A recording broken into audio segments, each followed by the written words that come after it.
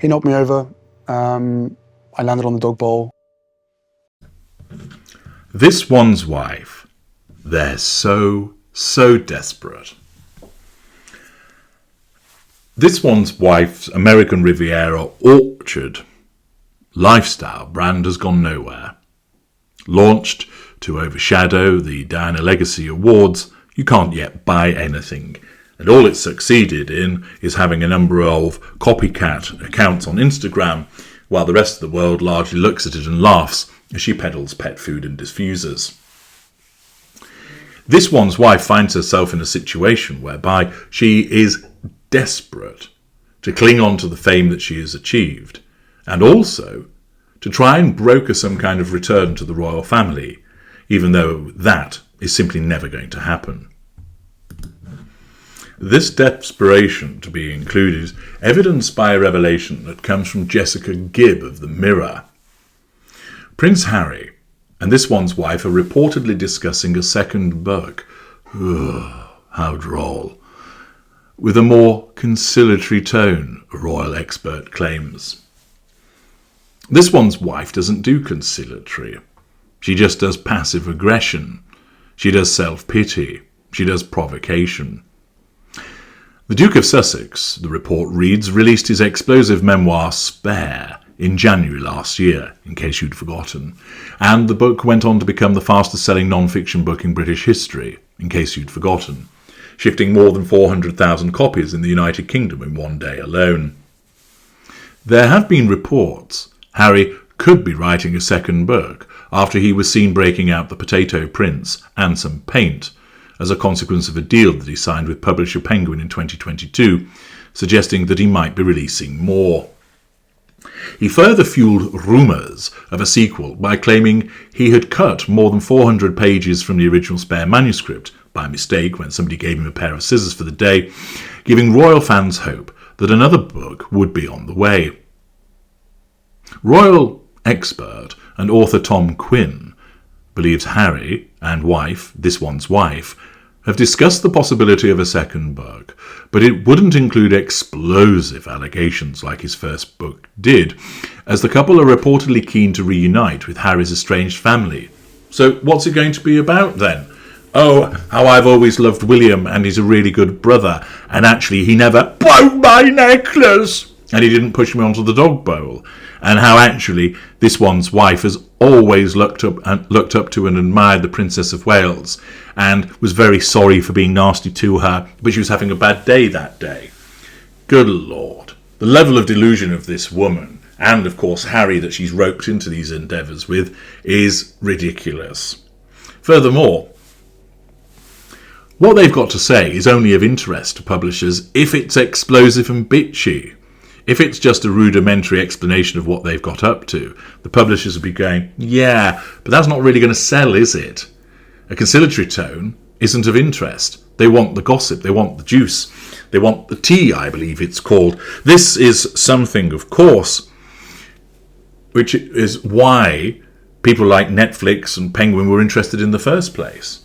Not because they thought that they were good and interesting people who'd achieved a lot in their lives, and as a consequence of that, they ought to be given a platform for the purposes of explaining their stories. No, they simply wanted the gossip from them, because that's all that they're good for.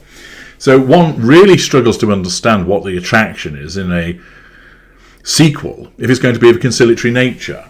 Of course, it's understandable that the Sussexes may well want to be conciliatory in nature because they want into the royal family, because their options are reducing, financial pressures mounting, lack of opportunities amongst the A-listers, Netflix grown tired of them, Spotify having got rid of them, Lemonada not exactly the biggest platform in the world, opportunities, at least in their mind, because of the illnesses of King Charles and the Princess of Wales.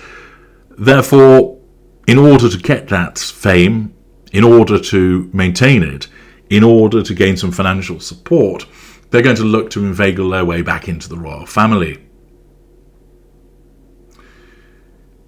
Tom Quinn states, I'm told the couple have discussed Harry writing another book.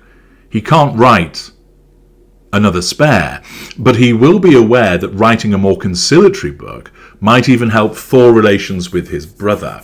Somehow, I very much doubt that's the case. After all, William has been grossly offended by the conduct of the Sussexes towards him and, of course, Catherine. But moreover, having said all of those things, if you then write something that's more conciliatory, you're just insincere.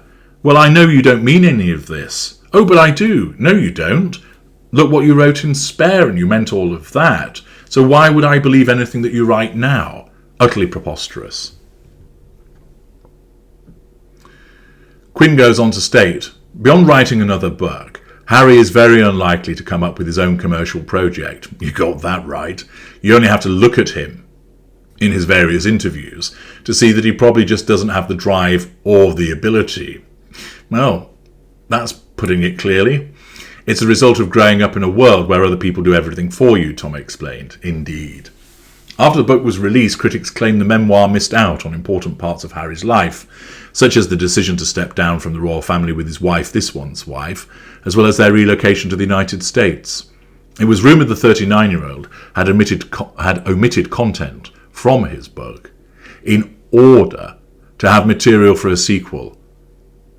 But royal author Ingrid Seward thinks the Duke of Sussex will leave the memoir writing to his wife. Well, she already did so. We know in my analysis of Spare, which I grew bored with after a while, that it had the cloven hoofs and sticky paw prints of this one's wife all over it. And as I've explained before, she could not resist the opportunity to assert control over people by smearing them and doling out yet more victimhood and pity plays in her own book, or one which she would do as if it's come from Prince Harry. I can't see that Harry's up for writing another book. I would think the other book, the real corker, would be this one's wife. That's got to be on its way, because that's really going to be the only way she's going to make serious money. Adding that this one's wife has bigger projects to focus on after the launch of American Riviera Orchard. However, Ingrid Seward believes this one's wife might pen her own memoir and earn serious money from it. That's likely to be the case, but the suggestion of a conciliatory follow-up demonstrates just how desperate these two no-marks are to be accepted back into the royal family, that having shit all over it by repeatedly making the dying days of the Queen difficult, making life problematic for Prince Philip in his dotage, causing anguish to other members of the royal family, and behaving like a pair of self-entitled brats, they now think that it's appropriate to turn around and say, oh, we're going to write another book, but this time in a more conciliatory tone, because we're absolutely desperate to come back, because we've completely fucked up.